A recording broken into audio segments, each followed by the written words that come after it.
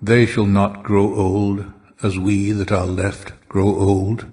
Age shall not weary them, nor the years condemn. At the going down of the sun, and in the morning, we will remember them.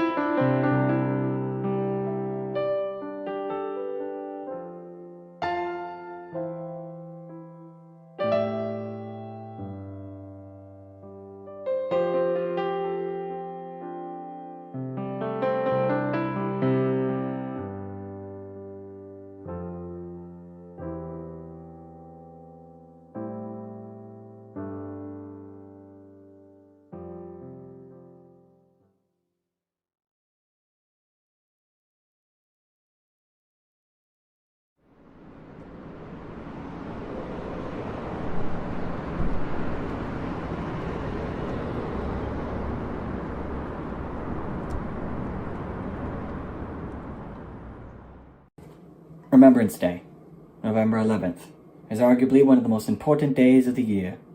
Each year, Canadians from all across the country attend Remembrance Day ceremonies and events. Canadians attend these to honour and remember Canadians' fallen veterans and soldiers to help ensure that we never forget what they did. It is important that we remember what they did because thousands of soldiers who fought in these wars put their lives on the line in order to defend our country and other people's freedoms. And many of these soldiers did not return home. And these soldiers, and these men, came from all walks of life, from many different backgrounds, from farmers to taxi drivers to store owners. And these people were fathers, sons, brothers, friends of friends. And many of their family members were very scared of the fact that they might never see these people ever again. Across the world, there are graveyards filled with rows upon rows upon rows of gravestones that are unmarked, meaning that they were never able to identify that fallen soldier. They just know them as another number. Today, most of us have not experienced living through a war. However, this does not mean that we should forget what these soldiers had been through and what they had done for us, especially the ones that didn't make it. If it were not for them, we would not be living in such a peaceful time, and we would probably not have as much freedom as we have now. So Remembrance Day is a day to reflect upon that, and a day to hope that history does not repeat itself, lest we forget. On this day, we acknowledge and remember the courage and sacrifice of those who served our country. We acknowledge our responsibility to maintain the peace they fought hard for, which has resulted into our freedom. Take a moment to reflect on the peace in your life and remember the brave and heroic men and women who sacrificed their lives for the country we have today. Le souvenir est fondamental pour définir d'où je viens, qui je suis et où je m'en vais. I respect Remembrance Day. Because it's such an important date and such an important time. C'est important de se souvenir. Not just one single day, November 11. Le 11 du 11e mois à 11 heures. I think it's more than just saying thank you for your service. It's also about the human side and not just the faceless soldier side. Remembrance Day, I just think about Passchendaele, Omaha Beach, Juno Beach. Ce qu'on a fait pour les autres pays. 400,000 people took part in D-Day. La guerre de Corée. Hill 187. Stabilization in Congo. Qu'est-ce qui est arrivé en Haïti? The children of Afghanistan. The genocide that lasted 100 days.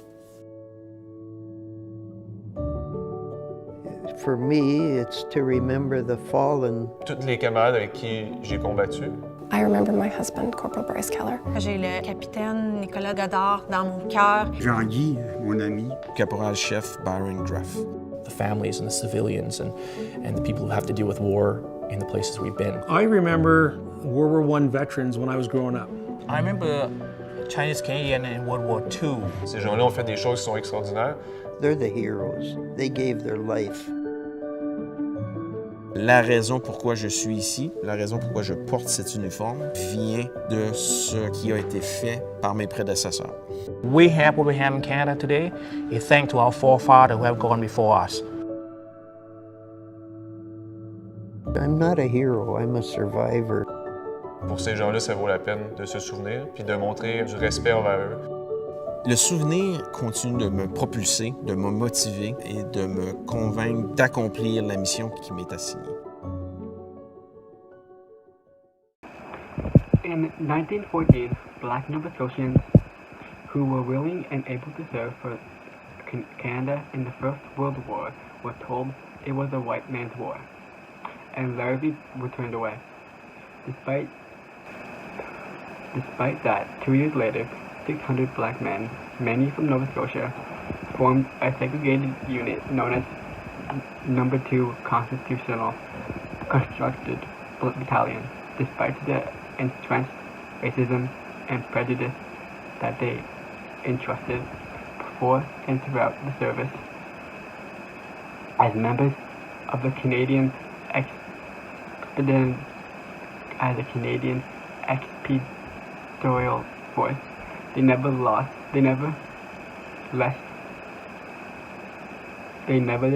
loyally served the King and the country, said on J.J. Grant, the Lieutenant Governor of Nova Scotia. The black community knows about it. It's our story. Now to try to tell the rest of Canada about it, said Captain Ret George Borden, whose grandfather served in the battalion. For the descendants of Canada's first and only all-black unit, it was an opportunity to pay tribute to their ancestors and honor the legacy of the committed. This is the tombstone of Canada's unknown soldier. It reads, "A soldier of the Great War, a Canadian regiment, known unto God." To understand why this artifact is so significant, we must go back in time to the First World War. Who was the unknown soldier? He was one among 650,000 Canadians who enlisted during the First World War. We don't know what led to his decision. Maybe he was driven by a patriotic desire to serve his country, or a more pragmatic need for a job. Maybe he felt pressure to sign up from his friends or family, or he felt the desire to leave for an adventure. He passed his medical exam and was sent overseas. He certainly left behind someone he loved, parents, friends, siblings, a spouse or lover. We don't know. At some point, he was serving in France near Vimy Ridge. He was sent into battle. He was killed, and no one was able to identify his body. He was buried in the Cabaret Rouge British Cemetery in Souchez, France.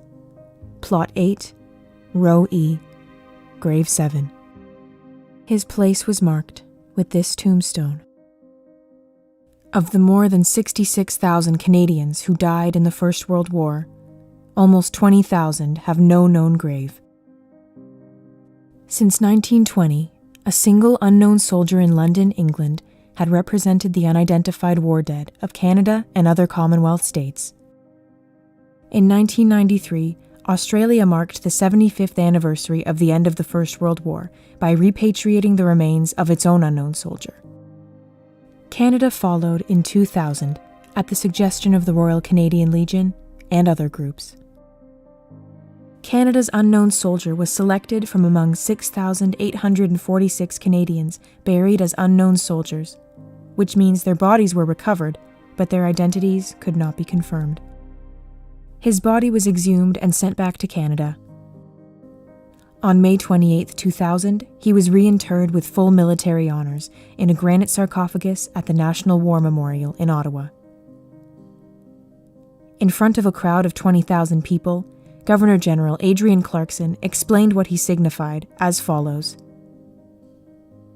In honoring this unknown soldier today, we are saying that because we do not know him and we do not know what he could have become, he has become more than one body, more than one grave.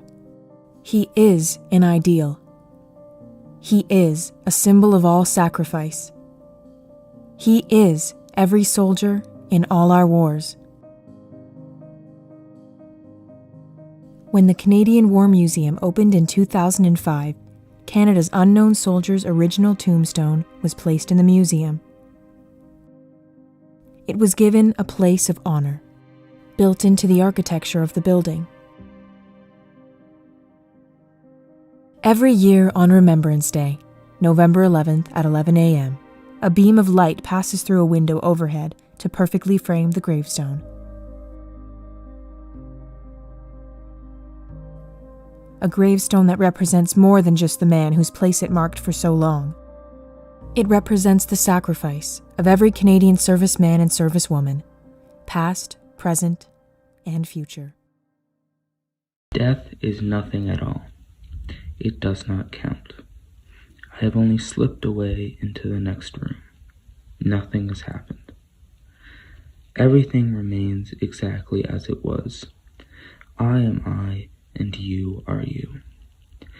And the old life that we lived so fondly together is untouched, unchanged. Whatever we were to each other, we still are. Call me by the old familiar name. Speak of me in the easy way which you always used. Put no difference into your tone. Wear no forced air of solemnity or sorrow. I think it's important to remember because it's our heritage, because it's our duty to our forefathers to keep up the fight they started. They fought for our rights, liberties, and the goodness of our communities. I think it's important to remember the challenges that they were made to do during their life so that they could preserve our way of life. I think it's important that we do not grow complacent and lose sight of the ideals of our society so that we may protect them for future generations. It's important to remember because events and situations of the past help us identify who we were back then as a country and as individuals, but also who we are today. Not only can we learn from the past, but we can also adapt from it and recognize the sacrifices and the changes that happened to help us be where we are today. My father, before I was born, retired from the Canadian Air Force. He was an airplane technician with the Air Force and spent most of his overseas time in Germany. And even though he retired before I was born and he was never in wartime duty, he impressed upon us from a young age the importance of remembering and Remembrance Day. We owe a huge debt of gratitude to people who sacrificed and many who gave their lives for the freedoms that we still experience today. And to the many military people who serve today, we owe it to them to honor and respect those who have have given their lives for our freedoms.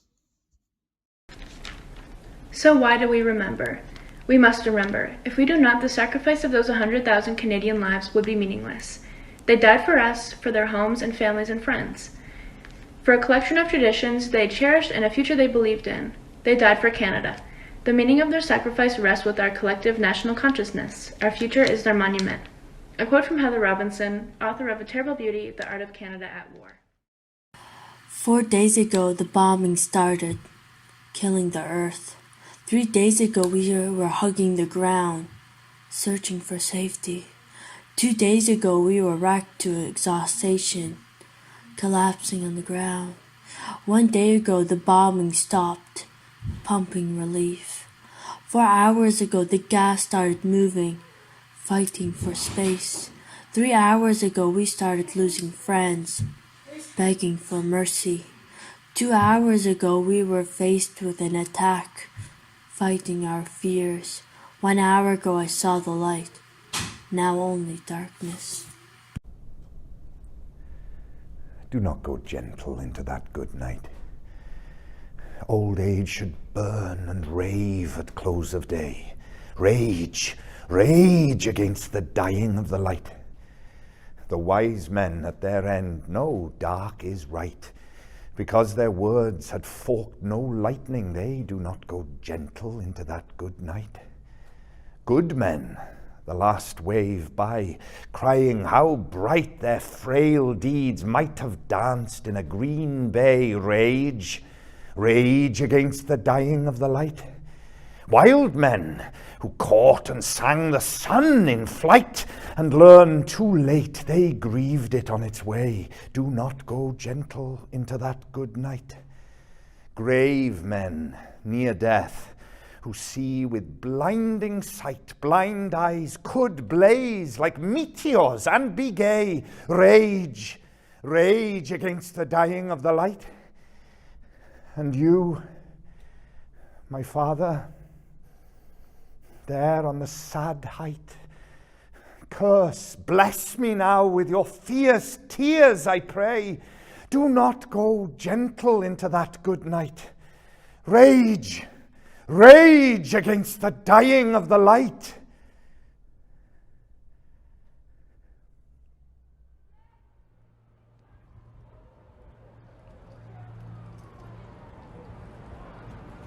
Your mind, it's a pittance of time for the boys and the girls all over. May we never forget. Put your mind, it's a pittance of time for the boys and the girls all over. May we never forget our young become. Put your mind, it's a pittance of time for the boys and the girls all over. May we never forget.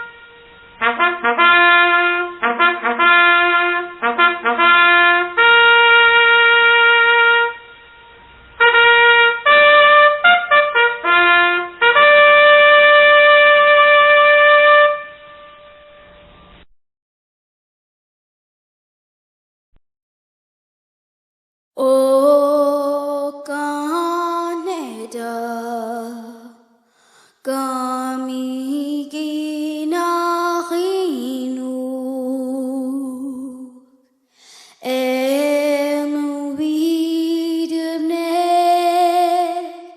when je doch dan tuju, zag je salulik, megide dulik, kisnek elke niek. Dan zie ik o Canada, akwe ulek isa. God keep our land glorious and free. Oh, Canada, we stand on guard for thee. Oh, Canada, we stand on guard for thee.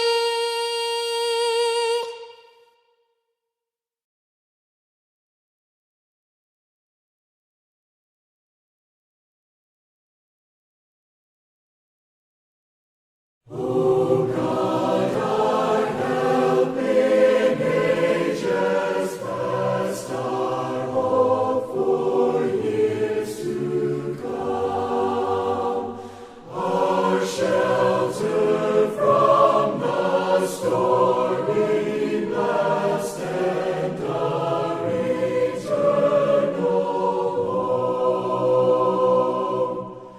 Under the shadow of thy throne, thy saints dwell secure. Sufficient is thine arm alone, and our defense is sure.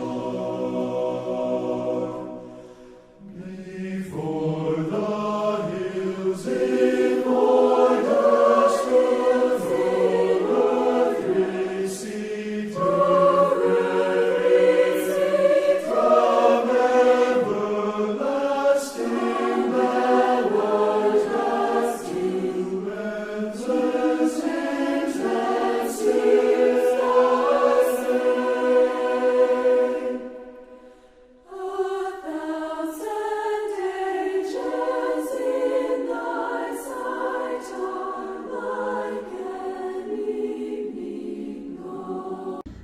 Well, I just want to say thank you so much for joining us today. Could you just give us kind of a brief bio of who you are and why you're here today? Sure.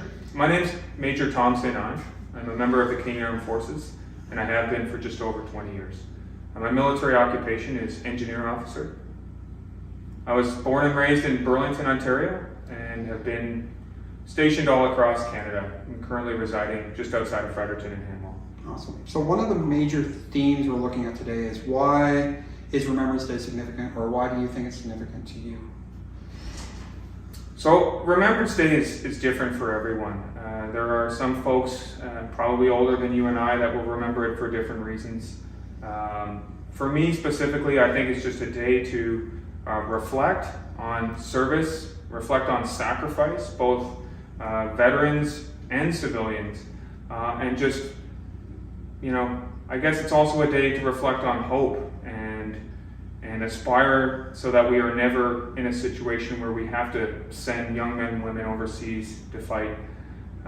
That's what I think about Remembrance Day. But like I said, it's a little bit different for everybody. I think it is, absolutely. And so when you joined when you were 20 compared to now, how do you think things have changed with the military or with serving? Good question, Chris. I joined at a unique time. It was in June 2001. Oh, okay. So if you know anything about modern history and the landscape of conflict over the last 20 years, you'd realize that, you know, in June 2001, that was before the attacks on 9/11. And so when I joined the military, I had no aspirations of going to the Middle East. Primarily at that time, Canada was conducting a lot of peace support operations or peacekeeping operations in Eastern Europe or all over the world. And certainly we had a multitude of tasks and activities that were ongoing, but it was fall 2001 where everything changed, and I would say that kind of drove the next 20 years of my career, really, as after 9/11. Absolutely. And we had spoken a little bit about your perspective and how your perspective has changed. So what is the world like coming out on the other end now that you're sort of done your part and now you're kind of coming back to the civilian world? What changes for you are you noticing the most, or what cultural aspects are different between serving and not serving? I always thought service was quite binary. I knew who my boss was. I knew if there was a policy to help guide me, and there was generally logic and things I could follow, or a structure I could rely on to help me make decisions and act. I'm finding it on the outside after 20 years of service. I don't have necessarily that same structure to rely on that I was comfortable with. So I find myself relying more on soft skills, people skills, the ability to communicate, and leverage, personal, organizational skills. Absolutely. That I've acquired over the years. And one of our major focuses today is kind of the people. So what would you tell, say, younger people who might be interested in or want to know more about, like, do they have what it takes? Like, what skills do you think are needed for people to excel or do well? I think the biggest thing above all else is your ability to get along with people and function in a team. Okay. If nothing else, if you're a team player, you will be successful in a life of service. That grounds everything that happens, certainly in the Army. And although I'm not in the Navy or the Air Force, I know they would say the same thing. It's about being a member of a team and understanding that you're in it for something bigger than yourself. Awesome. And what would you say the easiest and hardest part of your job or your service has been? So I think the hardest part is certainly those times when I was leaving home, or I would come, even probably worse than that, come home for a short period of time and then leave home again, knowing that it could be months before I see my wife and kids again. That was certainly, personally, that's the hardest part for me. The easiest part was getting up every morning and having a purpose, right? I knew if I got up in the morning and I trained myself physically and I put my uniform and go to work, I would be a part of a team and I would probably do something worthwhile that day. Awesome. I think Remembrance Day is, as I said earlier, different for everybody. I would just encourage everyone who's listening to make an effort to reflect. You don't have to do it publicly. You don't have to go to a service or a ceremony. You don't even have to wear a poppy. That's your personal choice. But I would ask you to take some time just to reflect on what it means to you, and keep it in the back of your mind, not just today, but for the rest of the year. Understand that Canada wasn't always the country it is right now, and we need to remember that. And I think if we all do that, then we'll be better for it. I think something that gets forgotten is that we're only a generation or two or three removed from all of it, and that all the sacrifices that have been made gave us kind of the life that we live today. And I think if we enjoy the world or see the world as we do today, I think we have to remember the people who came before us. And I think as a history teacher, part of my responsibility is to help kids connect to that past. And how do we get kids to connect to that past, do you think? That's a tough question. I don't think there's an easy answer. It would be different for everybody. And like you said, some people will have military family that they can go and talk to. Others may just need to read about it. Some may just need to think about it. In extreme cases, you could go to the Legion and find somebody who has served or has given something for their country and just talk to them about it. I think if you do that and you make an effort in whatever way it is, you'll gain a better appreciation for what it means on Remembrance Day to some people. And if you can just understand a little bit what it means to other people, it'll help your own understanding as well. Well, I just want to say on behalf of LHHS High School, thank you so very much for taking this time, and I know they will be better for it, so thank you so very much.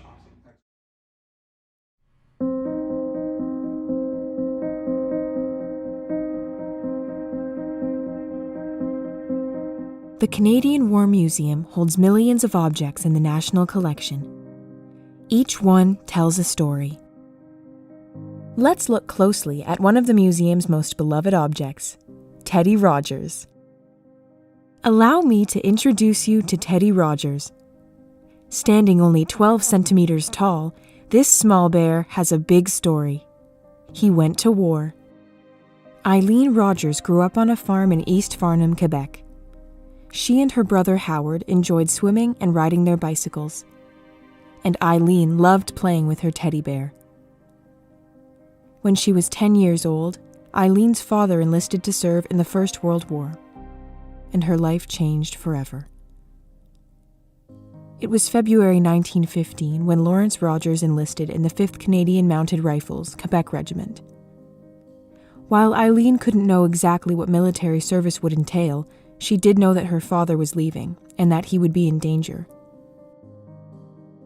But what could she do? With a heavy heart, she gave him Teddy as a token of her love.